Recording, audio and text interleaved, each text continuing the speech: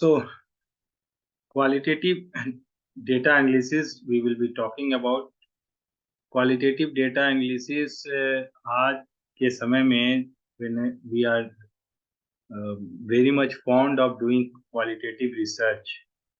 Whenever we are talking about research in education or in other behavioral sciences, it is quite easy to conduct the research in using quantitative methods. And the different, what you can say, different statistical techniques are available, and we can easily justify whatever findings we have got. Different statistical techniques, these descriptive techniques are there, and inferential techniques are there. But the group of researchers who are very much, what you can say, post-positivistic in their approach, they are talking about that a basic research cannot be composed of only the quantitative methods. There is beyond the numbers, beyond the that is statistical calculations, there is many thing more than whatever the calculations are telling us. इससे काफी आगे जाने की हमारी हमारी जरूरत है, और इसके कारण हमारे पास क्वालिटेटिव डेटा एनालिसिस या क्वालिटेटिव रिसर्च की हम लोग बात करते हैं।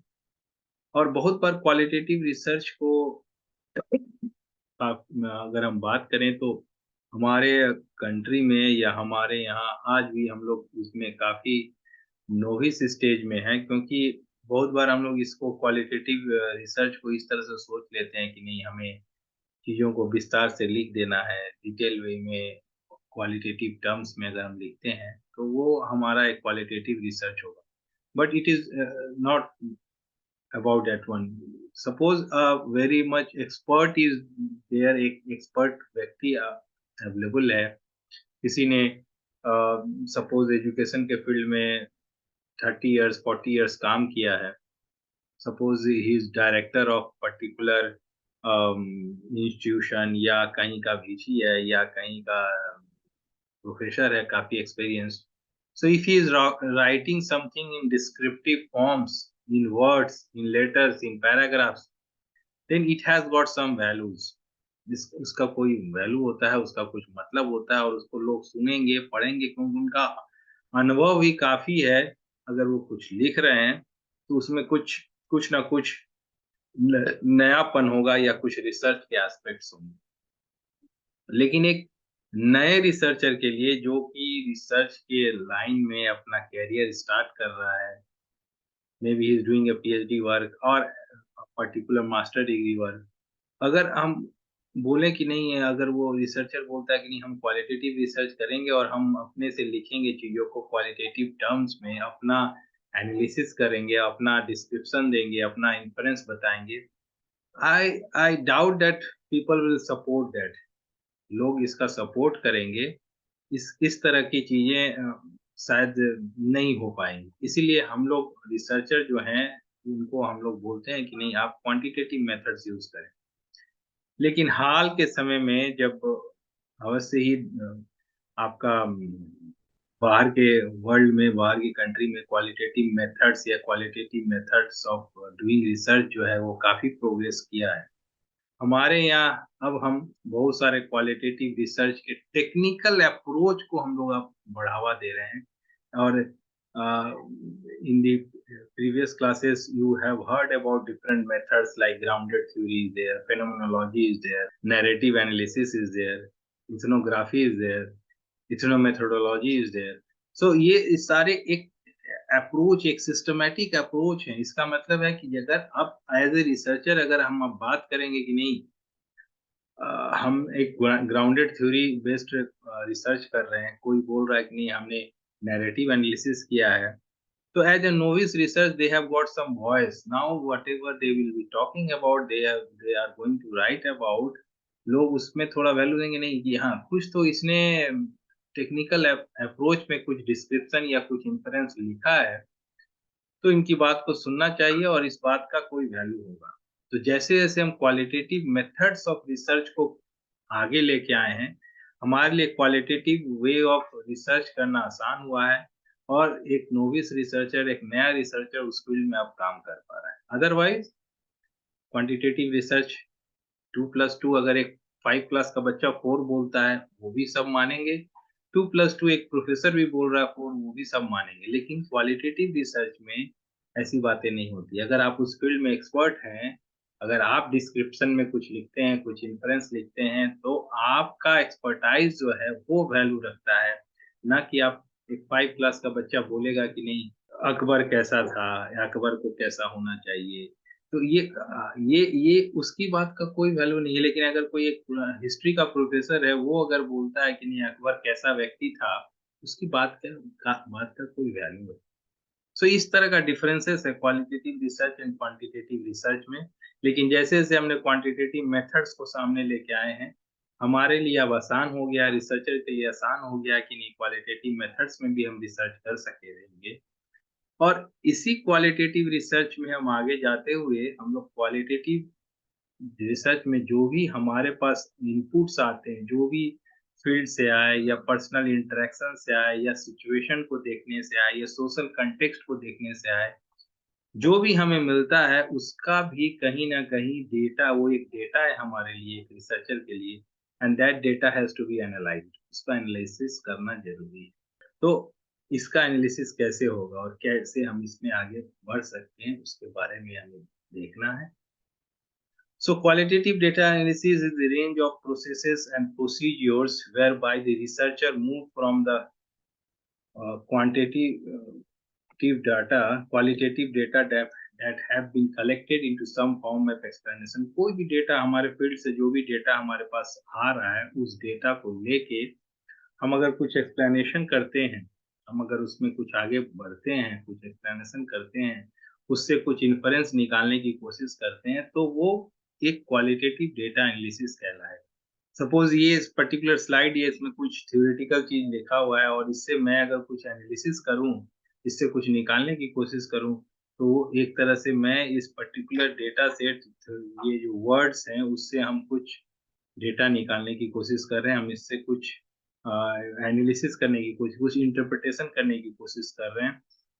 सो ये जब एक अप्रोच होता है, तो वो आपका क्वालिटेटिव डेटा एनालिसिस कहलाता है।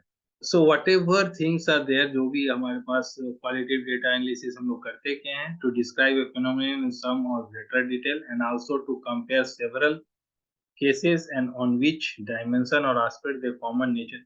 तो ये डिपेंड करता है कि आप ग्राउंडेड थ्योरी कर रहे हैं या आप फेनोमेनोलॉजी कर रहे हैं या नैरेटिव एनालिसिस कर रहे हैं।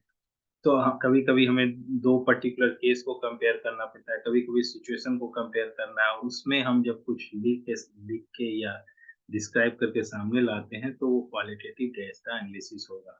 To develop a theory of the phenomenon under investigation, as you must be knowing that grounded theory में हम एक थ्योरी डेवलप करते हैं। We start from the data which is available all around और उस पर्टिकुलर डेटा से हम लोग कहीं न कहीं उसमें पैटर्न देखते हुए उसमें कुछ समानताएँ देखते हैं और उसमें कुछ थीम जनरेट करते हैं और उसके आधार पे कोई ना कोई एक थ्योरी जनरेट करते हैं। तो वो कहीं न कहीं क्वालिटेटिव डेटा एनालिसिस से ही होता है।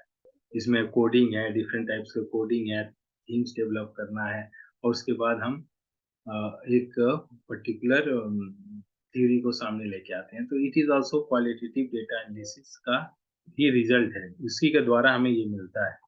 Now, whenever we are going for qualitative data analysis, you may be examining the subjective experiences. Subjective experiences जैसे कि आप नैरेटिव एनालिसिस के बारे में सोच लें, नैरेटिव एनालिसिस में हम लोग यही करते हैं। We go for suppose someone is talking about particular incidents, कोई इंसिडेंट्स के बारे में बता रहा है, कोई पर्टिकुलर मार्केट को डिस्क्राइब कर रहा है, पर्टिकुलर एरिया को डिस्क्राइब कर रहा है, पर्टिकुलर इंस्टीट्यूशन का फंक्शनिंग को डिस्क्राइब किया जा रहा है या पर्टिकुलर आपका suppose what is the learning parameters, आपका लर्निंग पैरामीटर्स क्या है? आप क्या सोचते हैं इस इंस्टीट्यूशन का प्रोग्राम इस पर्टिकुलर एक इंस्टीट्यूशन में अ, पढ़ाई-लिखाई कैसा चल रहा है या वहाँ का एनवायरनमेंट कैसा है, उसके बारे में अगर आप एक नैरेशन के रूप में सुनते हैं, तो there may be different types of narrations. आप एक स्टूडेंट के पर्सपेक्टिव से सुनेंगे, कुछ अलग सुनाई देगा, एक टीचर के पर्सपेक्टिव से सुनेंगे, कुछ अलग सुनाई देगा। और ये सारे नैरेशन को एज़ ए रिसर्चर हम अपना इंटरप्रिटेशन देके जब सामने रखते हैं, तो they are those are cases of subjective experiences. Then social situation का सबसे अच्छा एग्जांपल है इथनो मेथोडोलॉजी। इथनो मेथोडोलॉजी अगर आप जानेंगे तो उसमें आप जानते हैं कि इथनो मेथोडोलॉजी ये कहता है कि किस तरह से हम सोशल एक पर्टिकुलर सोशल सिचुएशन में अपने आप को एडजस्ट करते हैं। Our way of behavior within a particular setup is different than totally from what we are doing in some other setup.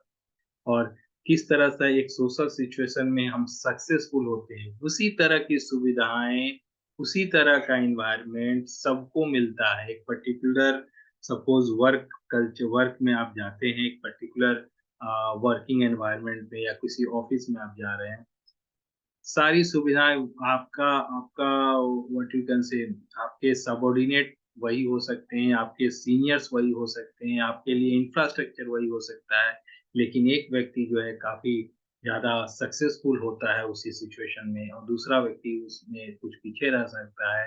ये इस पे डिपेंड करता है कि हम अपने उस पर्टिकुलर सोशल सेटअप को कितना जल्दी समझ लेते हैं और उस पर्टिकुलर सेटअप में हम अपने आप को उसमें सक्सेसफुल होने के लिए हमें क्या-क्या करना है, वो हम जितना जल्दी निकाल लें, इस मीनिंग को समझ जाएँ, तो ये इथनोमेथोलॉजी जो है, ये कहीं न कहीं इसी तरह के रिसर्च को बढ़ावा देती है, जिसमें कि हम एक पर्टिकुलर सोशल सिचुएशन को समझने की कोशिश करते हैं।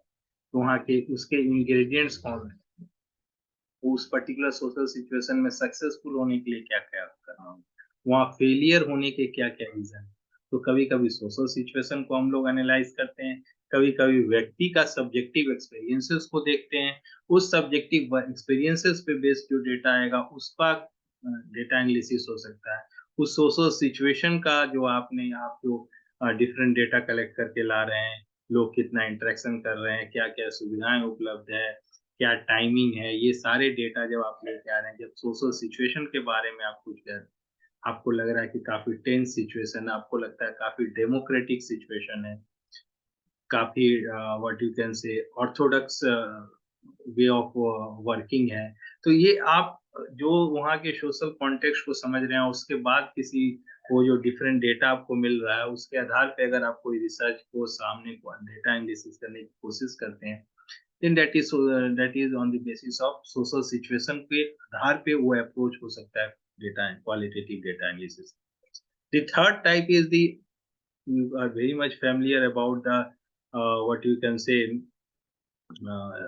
फ्रेड साइकोलॉजी के बारे में आप जानते होंगे जिसमें हमारे अनकॉन्शियस एस्पेक्ट्स के बारे में बहुत सारे चीजें जो हम सामने तो नहीं दिख रहा है we are not able to see whatever things are in the visual form or in the reality form but we can always reflect which is suppose sometimes it is told that कि हमारा हमारा unconscious mind हमें ज़्यादा बताता है situation के बारे में। आपको क्या लग रहा है? What your own experiences are there आपके आपके पुराने फीलिंग्स, आपके पुराने एक्सपीरियंसेस, आपका व्हाट यू कैन से आपके इंट्यूशन आपको क्या बता रहे हैं?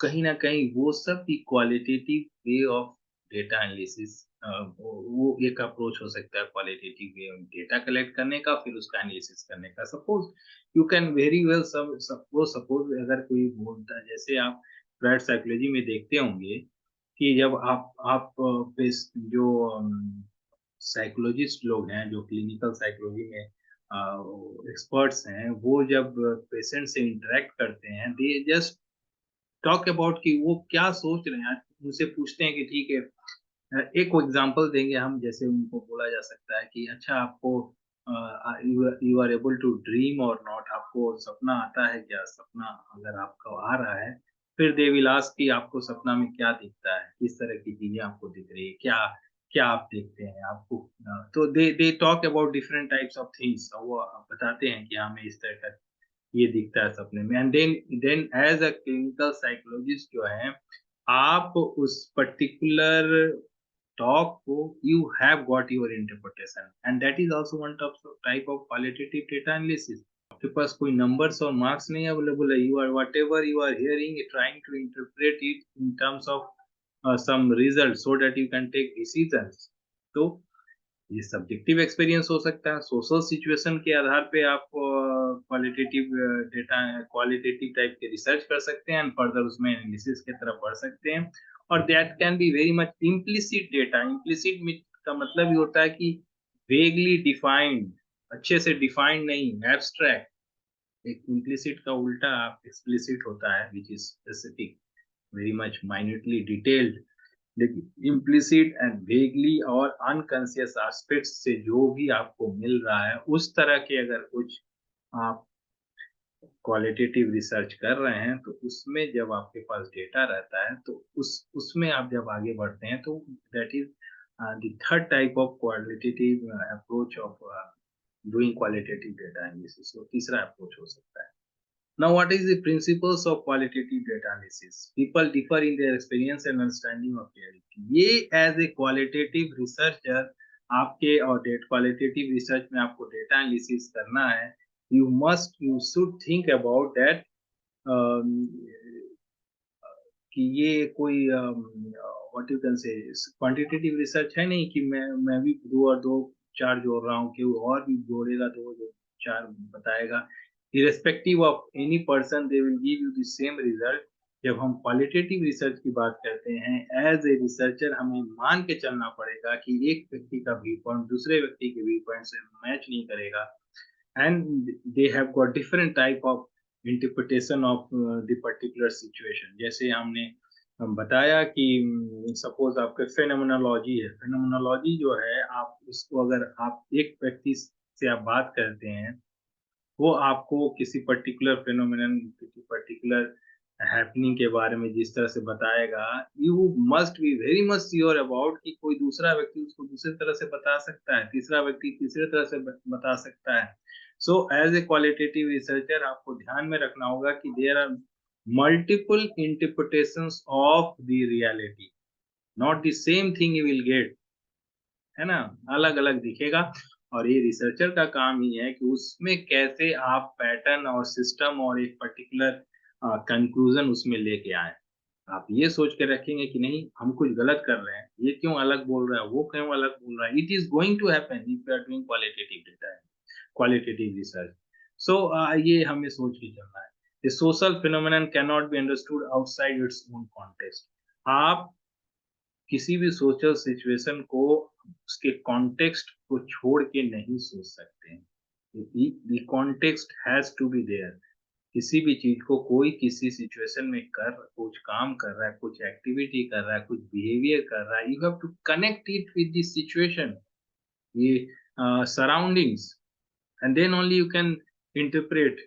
लेकिन हमारा क्वांटिटेटिव रिसर्च इस तरह की बात नहीं कहता है। It is not talking about that one. ये अगर बोलता है कि नहीं, अगर मैं एक टेस्ट ले रहा हूँ, सपोज एग्जांपल, अगर टेस्ट लेता हूँ, अगर किसी स्टूडेंट को एक पर्टिकुलर हॉल में बैठाया गया, एसी उस रूम में लगा हुआ है, वो काफी कंफर्टेबल सिचुएशन में टेस्ट दे रहा है, वही टेस्ट अगर एक दूसरे बच्चे को दिया गया है, where there is no proper arrangement of seating, no comfortable sitting environment, और काफी डिस्टरबेंस है, and that environment is also not so much peaceful, noise भी बहुत है और इस तरह की बातें हैं।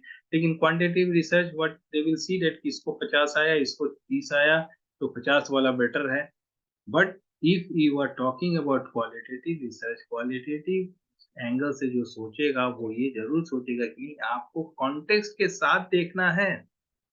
You must be thinking about कि उस बच्चे को क्या-क्या सुविधाएँ दिया गया, किस तरह के एनवायरनमेंट में वो रह बैठ के इस पर्टिकुलर टास्क को किया है या पर्टिकुलर एग्ज़ाम को दिया है। तो क्वालिटेटिव रिसर्च या क्वालिटेटिव डेटा एनालिसिस आगे जा अगर आप करते हैं, तो you have to take care of the context also. किसी भी चीज़ का इंटरप्रिटेशन उसके कॉन्टेक्स्ट में ही करना है, उसके इंडिपेंडेंट होके नहीं करना। Qualitative research can be used to describe phenomenon और generate theory grounded on data. ये काफी क्लियर है, ग्राउंडेड थ्योरी का ये बेसिस है। क्वालिटेटिव डेटा से हम एक थ्योरी भी जनरेट कर सकते हैं। Understanding human behaviour emerges slowly and non linearly. ये क्वांटिटेटिव रिसर्च नहीं है कि आप एक एक जोड़ते जा रहे हैं धीरे धीरे 1+1 एंड इफ यू आपको जल्दीबाजी करना है तो 8 जोड़ दीजिए, उसमें 10 मिल जाएगा, और जल्दी करना है तो उसको और फास्ट में कर दीजिए और आपको, but it is something different. Qualitative research कुछ अलग है। इसमें आपको धीरे धीरे समय देना पड़ता है, अपने समय पे चीजें आपको दिखेगी, अपने समय पे उसमें आउटकम आएगा, अपने अपने अपने कंफर्ट जोन में आपको जो भी आपके पार्टिसिपेंट्स हैं आपको रियल सिचुएशन या रियल आउटकम आपको देंगे। It is not nothing going to do be done in hurried manner. आप तेजी से किसी काम को कर लेंगे, ऐसे नहीं होता है कि आप स्पीड बढ़ा दें, आप जल्दी से जल्दी क्वेश्चन पूछेंगे, जल्दी से जल्दी वो जवाब दे देंगे। It has got is own speed, अपना स्पीड होता है अपना।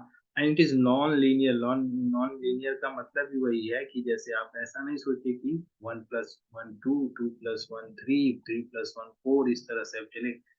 कभी आपको हो सकता है कि you are going with to interact with that particular group, आपको कोई रिस्पॉन्स नहीं मिल रहा है ना? वो आपका सपोर्ट ही नहीं कर रहे हैं, they are not going to talk about themselves. और सपोज आप एक ट्राइबल ग्रुप के ऊपर स्टडी करने जा रहे हैं, they will not talk with you for several days. And it may happen कि एक दिन उन्होंने काफी अच्छा आपके साथ इंटरेक्शन किया, काफी कुछ आपको बता दिया। So it is non linear. ऐसा नहीं कि आप तुरंत तुरंत एक जैसा पैटर्न में आप चीजों को कलेक्ट कर लेंगे और काम कर लेंगे। एक्सेप्शनल केसेस में यील्ड इनसाइट्स इनटू प्रॉब्लम और new ideas for further inquiry. Just try to understand. जब आपके क्वांटिटेटिव रिसर्च होते हैं वहां तो हम लोग आउटलायर्स जो होते हैं, जो कि एक्सेप्शनल पॉइंट्स होते हैं, उसको निकाल देते हैं कि नहीं, इन्हें नहीं देखना है, इन्हें नहीं करना है, ये कोई सैम्पलिंग एरर होगा, या ये कोई व्हाट यू कैन से it is not the case of investigation, उसको हम लोग ध्यान ही नहीं देते क्वांटिटेटिव रिसर्च में इस तरह से। But if you are doing qualitative research, the severe cases, the exceptional cases के बारे में हम सोचते हैं कि ये ऐसा क्यों हुआ, चलिए इसके ऊपर इन्वेस्टिगेशन करते हैं, इसका देखें कि इसके अंदर क्या, किस कारण से ये पार्टिसिपेट नहीं कर रहा है, या किस कारण से ये अ, इस तरह की बातें कह रहा है, which is different from the entire group। सो वहाँ एक्सेप्शनल केसेस जो है क्वालिटेटिव रिसर्च में मैटर काफी करता है। तो ये कुछ प्रिंसिपल्स हैं। You can also C features of qualitative data analysis. Analysis is circular and non linear, ये ऑलरेडी मैंने बता दिया। बार बार आपको उसी व्यक्ति से 5 बार जाके आपको मिलना पड़ेगा। और एक दिन आपको कुछ वो बताएगा, दूसरे दिन हो सकता है नहीं बताए, फिर किसी दिन वो बताएगा। बट इट इज एक non linear process. Linear process ये नहीं है जिससे कि एक स्टेप के बाद दूसरे स्टेप, दूसरे स्टेप के बाद तीसरे step and you complete your work. ऐसा नहीं होता है। Here you have to again come back, again you have to inquire, इस तरह से। It is interactive and progressive. Interaction is very much essential because words are very important. whatever the real interaction is there, वो ज़्यादा important है। हम लोग interaction करते हैं। It is not like that कि हम interaction ये जैसे for example quantitative data analysis, you just give that questionnaire आपने दे दिया, उस बच्चे ने fill up कर दिया, you forget about कि वो क्या सोच रहा होगा, वो क्या आपको आपको हेल्प करना चाह रहा होगा कि नहीं, ये फॉर्म भरना चाहता है कि नहीं। Because of the order of the principal और ऑर्डर ऑफ द टीचर, वो उसने फॉर्म भर दिया और आप उसको आगे लेके फर्दर डेटा एनालिसिस के लिए लेके चले आए। आप उसमें इंटरेक्शन या उसका पर्टिकुलर, मैं कोई भी रिसर्चर जाकर उससे पूछता नहीं है कि हाँ ठीक है, आप तुम जो भर रहे हो उसके वो सही में आप बिलीव करते हो या नहीं करते हो। सो बट क्वालिटेटिव रिसर्च में ये होता है क्लोज इंटरेक्शन विद डेटा। जो भी डेटा हमारे पास अवेलेबल है, जो भी डेटा फील्ड से कलेक्ट होके आ रहे हैं, वो डेटा को हमें काफ़ी माइन्यूटली, बहुत गहराई से देखने की ज़रूरत है, उससे एक कनेक्शन बनाने की ज़रूरत है, तो ही हम एक अच्छा क्वालिटेटिव रिसर्च का आउटकम दे पाएंगे या उसके साथ जस्टिफिकेशन कर पाएंगे। Data collection analysis are simultaneous, ये भी हमें समझना है। जैसे for example grounded theory, grounded theory में अगर आप जानते जाते हैं तो क्योंकि उसमें तो आप कोई पहले से हाइपोथेसिस या कोई पहले से कोई थ्योरी लेके तो उसमें काम नहीं करते हैं। तो you just whenever you are collecting the data from the field, you go on simultaneous analysis, आप उसका एनालिसिस भी करते रहें उसी समय। आप ऐसा नहीं है कि क्वांटिटेटिव रिसर्च है कि आपने एक बार डेटा कलेक्ट कर लिया और फिर उसको रख दिया है कि जब एनालिसिस का टाइम आएगा in the last of the year और at the end of the session हम लोग उसको एनालिसिस करेंगे। क्वालिटेटिव रिसर्च में आपको साइमल्टेनियस डेटा एनालिसिस करना रहता है जिससे कि आप आगे रिसर्च में और अच्छा कर पाएं, उसके साथ जस्टिफिकेशन कर पाएं। उसमें क्लियर कट एक ऐसा नहीं मेथड और सारा चीज पहले से पिन पॉइंटेड तय रहते हैं। You go on what you can C evolving your strategy, आप बार बार अपने स्ट्रैटेजी को चेंज करते रहते हैं जिससे कि अप्रोच को चेंज करते रहते हैं जिससे कि आपकी क्वालिटेटिव रिसर्च बढ़िया से हो पाए और क्वालिटेटिव डेटा एनालिसिस भी आपका सही से हो जाए। Level of analysis very based on many condition, जैसे मैंने बोला बार बार आपका ऐसा नहीं है कि आप अगर आप जैसे डेटा ट्रिंगुलेशन होता है, ऐसा नहीं है कि आप एक पर्टिकुलर स्टेज पे जाके ये रुक जाते हैं कि नहीं हमारा डेटा एनालिसिस कंप्लीट हो गया। You can go on in more detail, in more deeper collaboration with that particular data. आप अगर जरूरत पड़े तो और डेटा कलेक्ट करें और फिर से एक बार इंटरेक्शन करें। यूजेस इन्फ्लेक्शन इन डेटा एनालिसिस, यूजेस इन्फ्लेक्शन इन डेटा एनालिसिस, इसका मतलब ये है कि हम एक हमेशा जो हमारा traditional approach of data analysis है उससे बियॉन्ड जाते हैं। एक अच्छा ये अप्रोच है हमारे किसी एक रिसर्च में आगे बढ़ने का और उसमें उसके साथ जस्टिफिकेशन करने का। Can be sorted in many many ways, अलग अलग तरीका से हम सॉर्ट करते हैं हमारे डेटा को, हम लोग आगे देखेंगे। Qualitative data by itself has meaning, और क्वालिटेटिव डेटा ऐसा नहीं है कि मीनिंगफुल नहीं होता है, इसमें काफी ज्यादा मीनिंग्स रहते हैं। Now what are the different approaches of measuring and doing qualitative data analysis. तो first approach is analytical approach. I will summarise this, just मैं समराइज करूंगा। एक अप्रोच है जैसा कि नाम से ही analytic approach, analytic approach is that way of analysis, doing analysis of data. जो भी आपको डेटा मिल रहा है, क्वालिटेटिव डेटा जो आपको मिल रहा है, उसमें हम जब एनालिटिक अप्रोच का बात कहते हैं, इसका मतलब है हम उस डेटा में डिफरेंट टाइप्स का, एनालिसिस का मतलब होता है ब्रेकअप करना, हम उसमें डिफरेंट टाइप का पैटर्न ढूंढने की तय करते हैं। उसको हम लोग डिफरेंट टाइप के कोडिंग्स में डिवाइड करते हैं। कोडिंग्स के अंदर जाने के बाद हम फिर उसमें कुछ पैटर्न्स डिवाइड करते हैं या उसमें लेबल करते हैं। लेबल के हिसाब से फिर हम उसमें व्हाट यू कैन से, you can go for axial coding और सेलेक्टिव कोडिंग या ओपन कोडिंग, ये करते हुए फिर लास्ट में हम लेबलिंग करते हैं। लेबलिंग करने के बाद you make reach up to coming up to the grounded theory.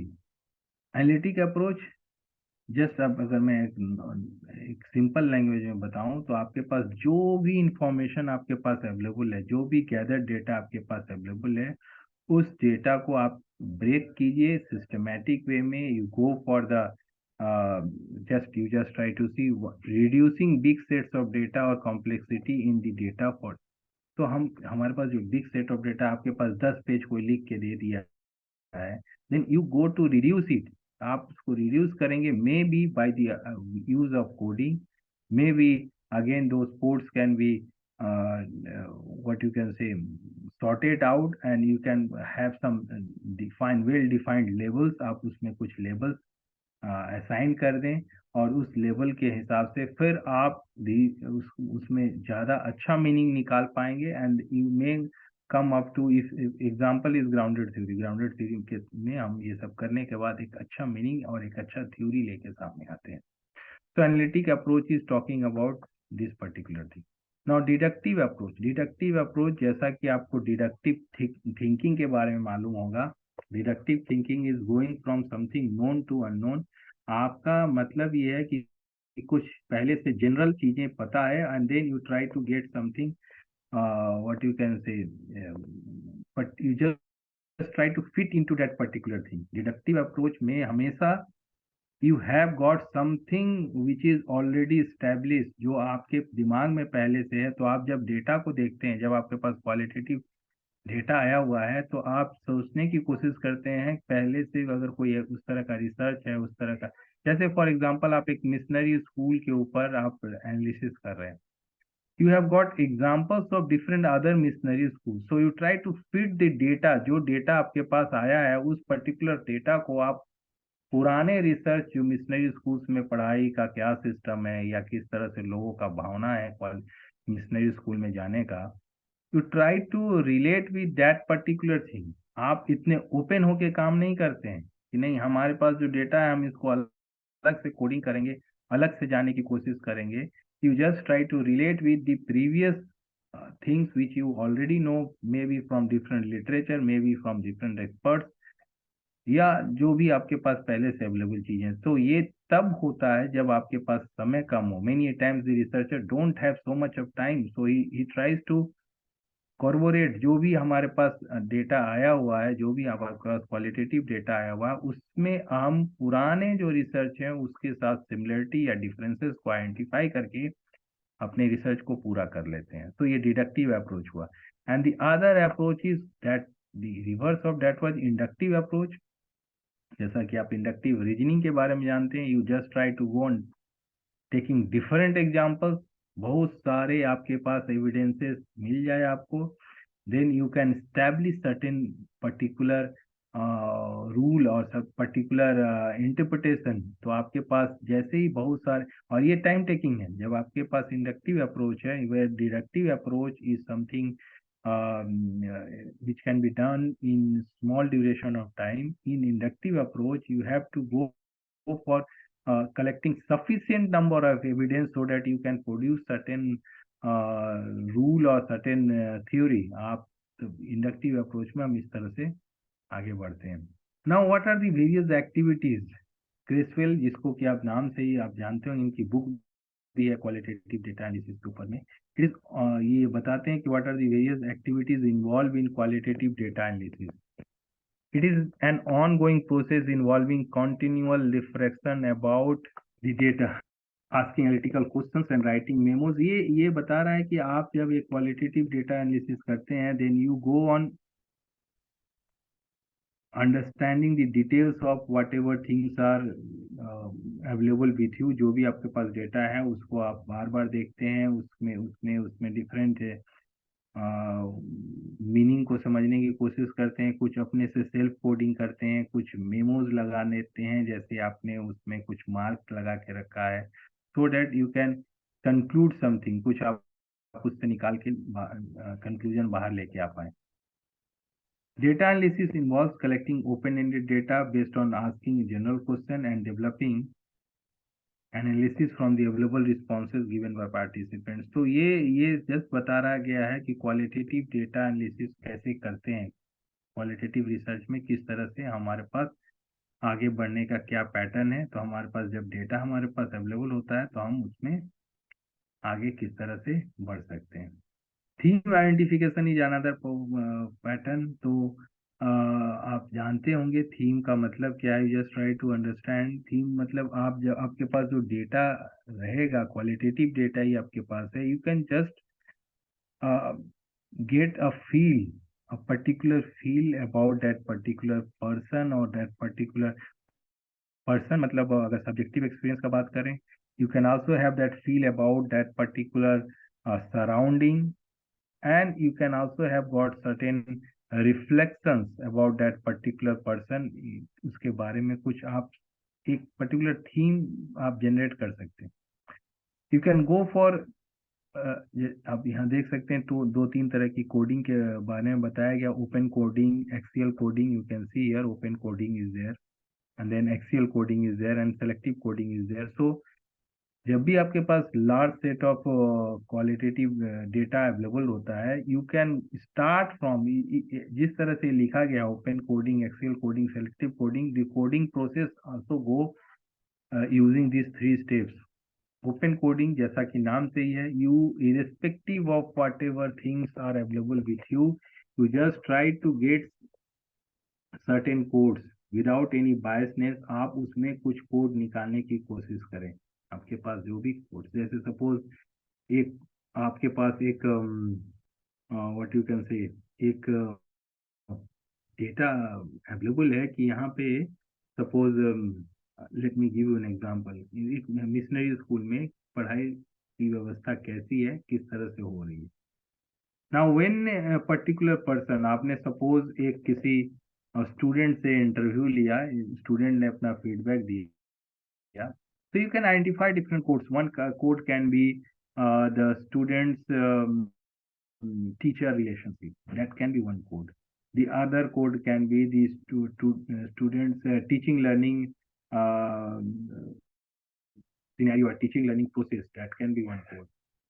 Then other code can be co-curricular activities. ऐसे करके आप डिफरेंट टाइप के कोड्स, उसके बाद से आप अलग, या उसके बाद का जो ट्रांसक्रिप्ट बना के आप रखेंगे, लिखेंगे, उससे आप डिफरेंट टाइप्स के कोड्स बना सकते हैं।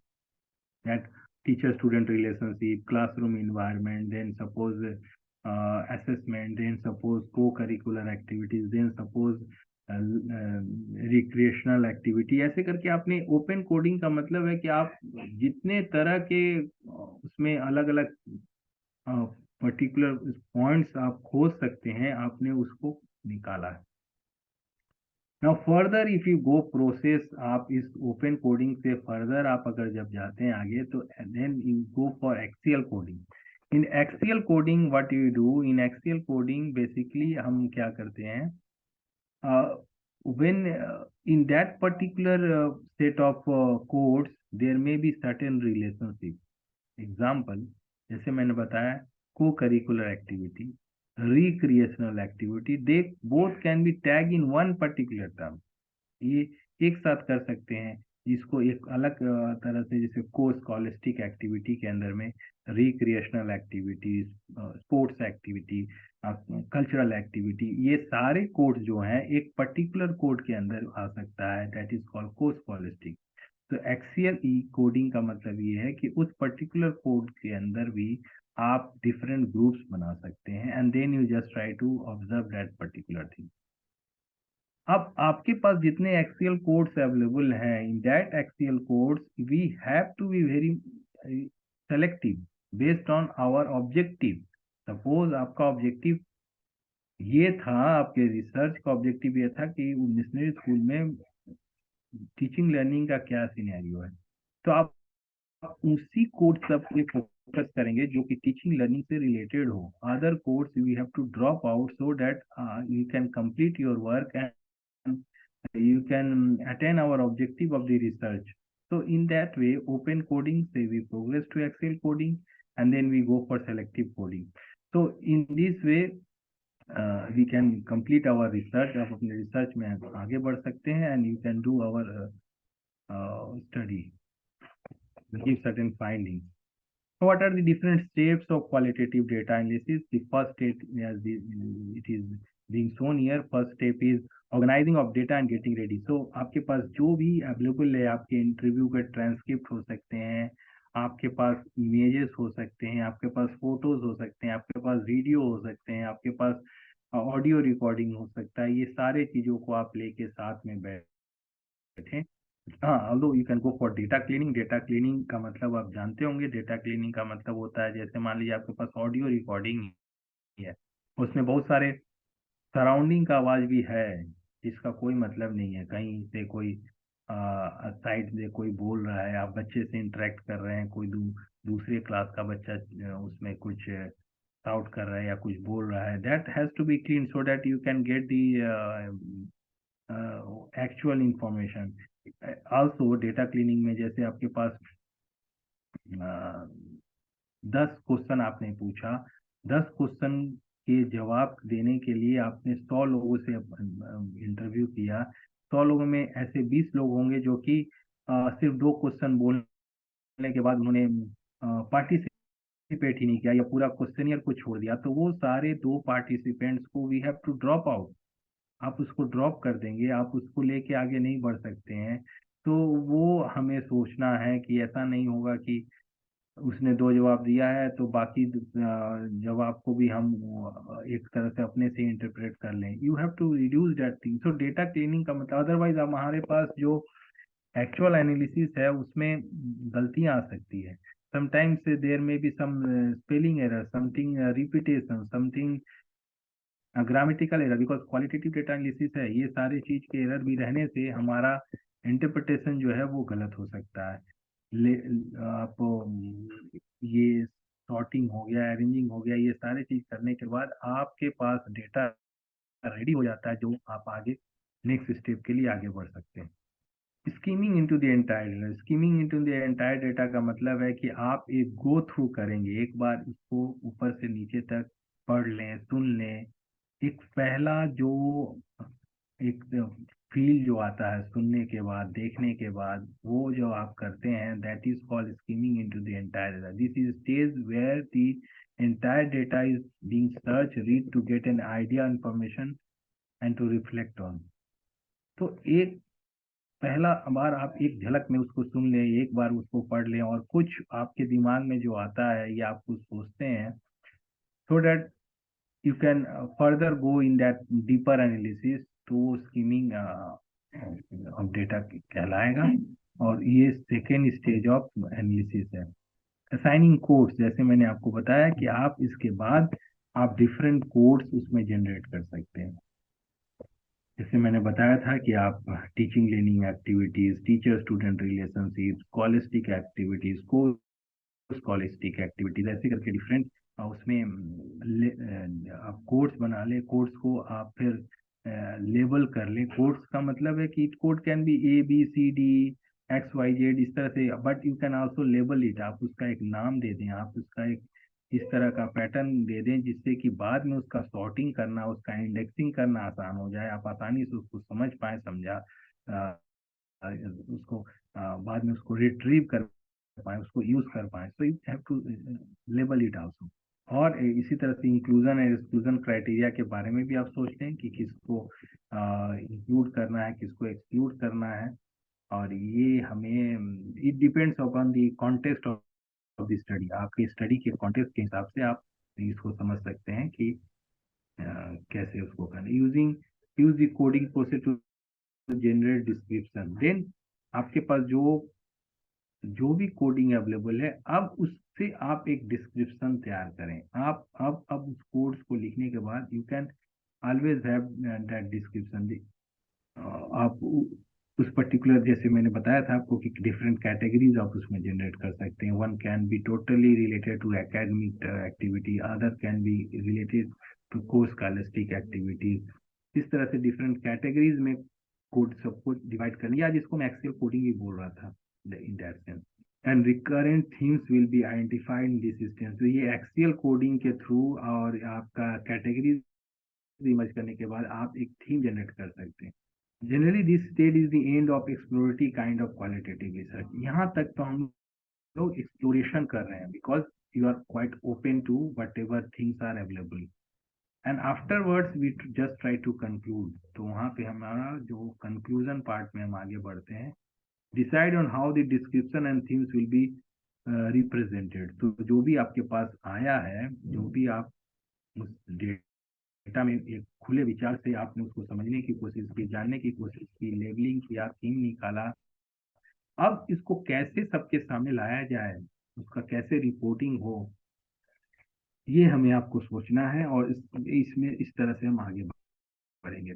आप उसको क्रोनोलॉजिकल ऑर्डर में लिख सकते हैं depending upon the type of research. जैसे मैं बात करूं कि अकबर के शासन व्यवस्था में शिक्षा व्यवस्था कैसी थी, तो you can go on chronological order, कि हम पहले बताएंगे कि उनके स्टार्टिंग ईयर्स में वो क्या किस तरह का व्यवस्था था, बाद में किस तरह का व्यवस्था हुआ। So in that way you can arrange it. Second order analysis can be accommodated in this. आप दूसरी बार फिर से एक बार रिफ्लेक्शन करके सोच के आप उसमें आगे चीजों को और अच्छा कर सकते हैं। रिकरेंट थीम, जो बार बार जो एक थीम इमर्ज कर रहा है उसके बारे में हम लोग देखेंगे, पैटर्न्स देखेंगे, and then you can write about your objective, आपके जो ऑब्जेक्टिव था रिसर्च का उसको आप ये कर फुलफिल कर एंड देन इंटरप्रेट करके आप अपना एनालिसिस को कंप्लीट करेंगे। कोडिंग कैसे करेंगे, कोडिंग के लिए क्या क्या स्टेप है, have a look at the whole data, पूरा डेटा सेट को देखेंगे। पिक वन रिस्पॉन्सेस और input from the participant, the selected one should be the most interesting one. आपको जो सबसे ज्यादा सटीक डेटा सेट लगे या जो सबसे ज्यादा व्हाट यू कैन से, क्योंकि क्वालिटेटिव जो आपके पास डेटा है तो हो सकता है कि किसी ने बहुत अच्छा से उस फिलअप फॉर्म को फिलअप किया होगा, काफी अच्छे से डिस्क्रिप्शन दिया होगा, उसको आप जब आप लेते हैं तो उसमें आपको डिफरेंट कोड्स आइडेंटिफाई करने में आसानी होगा, so that further you can go for other दूसरे रिस्पॉन्सेज को आप उस पर्टिकुलर कोड्स के माध्यम से आप आसानी से समझ लेंगे। और यू गेटिंग मीन्स आप आपके पास अगर एक काफी, अगर आपके पास वो डेटा सेट अवेलेबल होगा तो आप आसानी से और जो पार्टिसिपेंट्स हैं उनके डेटा या रिस्पॉन्सेज को आसानी से समझ पाएंगे। तो आपके पास अगर डेटा जो आपका, अगर आप उसमें से कोड आइडेंटिफाई कर लेते हैं तो फर्दर जो भी आपके पास जितने भी डेटा सेट हैं उसमें आप आसानी से मीनिंग ढूंढ पाएंगे और आसानी से उसमें एनालिसिस कर पाएंगे। Prepare list of all topics, आप इस कोड्स को अपने पास रख लीजिए एंड उस टॉपिक्स को ध्यान में रखते हुए आप जितने भी आपके पास व्हाट यू कैन से, जितने भी डेटा अवेलेबल हैं या जितने भी रिस्पॉन्स अवेलेबल हैं उस उसमें आप फिर सिमिलरिटी या डिफरेंसेस या पैटर्न देखने की कोशिश करें। आपके पास जब आपके पास ये लिस्ट हो जाएगा जिसको कि आपका, जिससे आप जिसको कि आप कोड के रूप में जनरेट करने वाले हैं, उस पर्टिकुलर वर्ड्स को आप दोबारा सारे सारे जितने भी आपके पास डेटा है उसमें फिर देखने की कोशिश करें, देख लें कि आपके पास जो abbreviate the topics as codes and write codes next to the appropriate segments of the text, तो जो भी आपने कोड्स बनाया हुआ है वो आपके जितने भी, मान लीजिए आपके पास 50 रिस्पॉन्सेस हैं, 50 रिस्पॉन्सेस में वो कोड को डिफरेंट डिफरेंट आपको लगता है कि हाँ यहाँ पे वो, जैसे मैंने आपको बताया था कि teaching learning practices can be TLP, then you can say scholastic activities, that can be SA, co-scholastic activities, that can be CSA। ये जो शॉर्ट शॉर्ट कोड्स है, ये सारे कोड्स को आप अपने जो आपके पास सैंपल्स हैं उस सैंपल्स में जो भी आपके पास रिस्पॉन्स आए हैं उस रिस्पॉन्स में आप इसको नोट डाउन कर। Find the most descriptive wording, this is the stage of naming और लेबलिंग ऑफ द डेटा। अब जो आपके पास जो भी आपने कोड बनाया है उस कोड को आप लेबल कर सकते हैं। मैंने तो लेबल आपको पहले से ही करके बता दिया, but you can always have different types of short codes, and then you can go for having certain labels, because it is quite important when you are going from grounded theory। जब कोई grounded theory कर रहे हैं, you cannot describe anything in advance। आप पहले से ही वहाँ पे कोड या डिस्क्रिप्शन पहले से ही तैयार कर लेंगे, then you are not going to produce something। But in other types of research, you can always have some deductive type of approaches of qualitative data analysis where you can think about कि हाँ ये different emerging fields हो सकते हैं। लेकिन अगर आप grounded theory जैसे अप्रोच में जाएंगे तो वहाँ पे आपको afterwards you can make certain labels। Decide abbreviation, उसका भी एब्रीविएशन जो अभी बता रहा था, को स्कॉलिस्टिक एक्टिविटीज CSA होगा, स्कॉलिस्टिक एक्टिविटीज CA हो गया। देन कैटेगराइज, इसको भी कैटेगराइजेशन भी किया जा सकता है ब्रॉडर लेवल के अंदर में। Record of data set, if required you can record the existing data to have more clearly. आप इसको जो आपने कोडिंग तो किया हुआ है लेकिन आप फिर से उसका कोई नया तरह से रिकोडिंग कर दें जिससे कि उसमें और ज्यादा क्लियरिटी आ जाए। तो ये आप किया जा सकता है based upon the context of that particular study and objective of that particular study। क्या क्या करना आवश्यक है क्वालिटेटिव डेटा एनालिसिस में। ट्रायंगुलेट कीजिए, ट्रायंगुलेट आप जान रहे हैं, ट्रायंगुलेट का मतलब मल्टीपल सोर्सेज से डेटा ट्रायंगुलेशन हो सकता है, एक्सपर्ट ट्रायंगुलेशन हो सकता है। क्लैरिफाई द बायसेस, क्योंकि जैसे बताया क्वालिटेटिव डेटा एनालिसिस में बहुत सारे बायसनेस आ सकते हैं, सब्जेक्टिव इंटरफेरेंस आ सकता है, तो उसके बारे में हमें सोचना है। Use member checking to determine the accuracy. आप दोबारा से चीज़ों को फिर से एक बार देख लें, आपके सैंपल में मिला के वो जो बोले हैं वही उन्होंने लिखा है। प्रेजेंट इन नेगेटिव और डिस्क्रिपेंट इंफॉर्मेशन एटर्न्स काउंटर द थिंग। जो आउटलायर्स का मैंने बात किया था उसको जरूर आप सामने रखें। Prolong time in the field, field में ज़्यादा से ज़्यादा समय बिताएं। Use peer debriefing to enhance the accuracy of the account. ये भी एक ट्रायंगुलेशन मेथड ही आप समझ सकते हैं। यूज एन एक्सटर्नल ऑडिटर, आप किसी और से उसका रिव्यू भी करा सकते हैं जो आपने डेटा की है। अब ये डिफरेंट टाइप्स के कोड्स जिसका नाम दिया जा सकता है सेटिंग एंड कंटेक्स्ट कोड्स। इस तरह से हम कोड के डिफरेंट टाइप हो सकते हैं। Process codes, activity codes, strategy codes, relationship and social structure codes, pre assigned codes. ये भी आपके डिफरेंट टाइप्स के कोडिंग करने का तरीका हो सकता है। आप एक डेटा, अगर आप एक क्वालिटेटिव रिसर्च कर रहे हैं तो वहाँ पे भी आपने, अगर आपने अलग अलग कैटेगरी बना दिया है, प्रोसेस कोड्स करके बनाया हुआ है कैटेगरी, एक्टिविटी कोड्स करके बनाया हुआ है, तो you can afterwards you can keep the things there or arrange the things there। अब एक क्वालिटेटिव डेटा एनालिसिस में कुछ टर्म्स जो यूज होते हैं, थ्योरी आप जानते हैं, थ्योरी का मतलब तो क्वाइट क्लियर है, इसलिए मैं इस पर नहीं बात करूंगा। Set of interrelated concept, definition, propositions, specifying relationship among variables, themes, categorical ideas that emerge from grouping of lower level data points। जब आप डिफरेंट टाइप्स के कोड से लेबल जनरेट करने के बाद जब उसको एक साथ देखने की कोशिश करते हैं, then some themes emerge। characteristics, a single item or event in a text similar to an individual response to a variable or indicator in quantitative research। It is the smallest unit of analysis in qualitative. जो सबसे छोटा इकाई है qualitative research का वो आपका characteristics कहलाता है। It is just like variable in an quantitative. Quantitative research में जो वेरिएबल होता है, यहाँ पे एक छोटा सा कैरेक्टरिस्टिक जो भी आपको दिख रहा है, हाँ ये छोटी बात हो सकता है कि एक छोटा, बहुत छोटा सा कैरेक्टरिस्टिक को लेके हम कोडिंग या लेबलिंग नहीं स्टार्ट कर सकते हैं। हो सकता है कि हमारे पास 2-3 कैरेक्टरिस्टिक्स मिला के एक कोड बने, छोटा कैरेक्टरिस्टिक। जैसे मैंने बताया teacher student relationship, it is a code, it you can have TSR, but it composed of different types of characteristics। Then coding, the process of attaching labels to lines of text which help the researcher in grouping and comparing। Coding करने से जैसे हम जानते हैं अलग अलग हम sorting कर सकते हैं, अरेंज कर सकते हैं, कोडिंग सॉर्ट। तो जो सिमिलर कोड्स हैं उनको एक साथ करना, it may be alphabetical similarity हो या आपका कैटेगरिकल सिमिलरिटी हो, तो आप जब इसको अलग अलग करके सॉर्ट कर लेते हैं तो वो भी आपका कहीं ना कहीं रिसर्च में हेल्प करता है। Indexing, process that generate word list comprising all substantive words and their location. Index का मतलब तो ये होता है कि आपने पेज बनाया हुआ, वो उससे रिलेटेड इंफॉर्मेशन कहाँ मिलेगा उसका लोकेशन दिया हुआ है। तो that also you can use it in your qualitative data analysis. Content analysis कर सकते हैं क्वालिटेटिव डेटा एनालिसिस में। पूरा कंटेंट, जैसे आपका कोई पर्टिकुलर बुक है उसके कंटेंट को एनालिसिस करके उसके बारे में आप लिख रहे हैं तो कंटेंट एनालिसिस हो सकता है।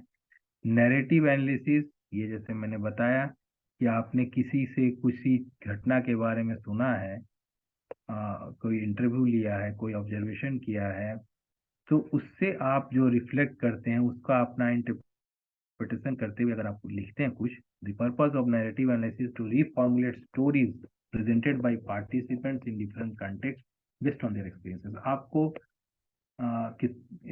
इस पर्टिकुलर यूनिवर्सिटी में सपोज BHU में पढ़ के कैसा लगा, किस तरह का आपका एक्सपीरियंस रहा। तो if they will tell as a student, as a researcher आप जब उसका इंटरप्रिटेशन कुछ लिख रहे हैं, then it is called narrative analysis. Discourse analysis, दो लोगों के बीच का इंटरेक्शन है ना, दो लोग जब इंटरेक्शन कर रहे हैं उसके बारे में आप, जैसे it focuses on how people express themself verbally in their everyday social life.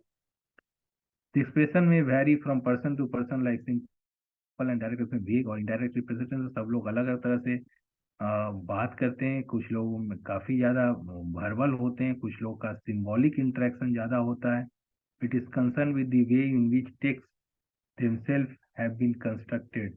तो जो दो लोगों के बीच जो बातें होती है, जो इंटरेक्शन होती है, उसको अगर आप एनालिसिस कर रहे हैं तो ये आपका डिस्कोर्स एनालिसिस होगा। framework analysis, again it is very much just like a systematic qualitative data analysis, जिसमें आप पहले फैमिलराइजेशन करेंगे, जो ट्रांसक्रिप्ट अपना बनाएंगे, फिर थीम आइडेंटिटी करेंगे, उसके बाद कोडिंग करेंगे, चार्टिंग करेंगे, मैपिंग। तो जो एक सिस्टमेटिक आपका एक क्वालिटेटिव डेटा एनालिसिस का स्टेप्स है, उसको फॉलो करते हुए जब आप जाते हैं तो फ्रेमवर्क एनालिसिस कहलाएगा।